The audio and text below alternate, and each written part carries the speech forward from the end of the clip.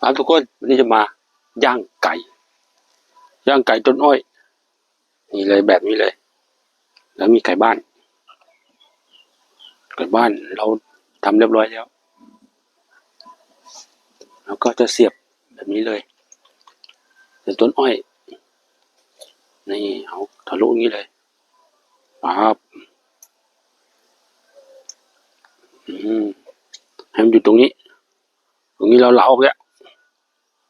นี่เลยนี่ปลาจะมัดไว้ใบตะไคร้มัด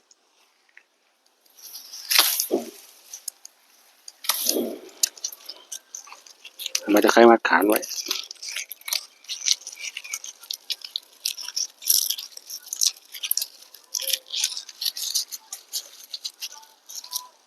นี่ไปเดี๋ยวเราไปย่างกันไปครับ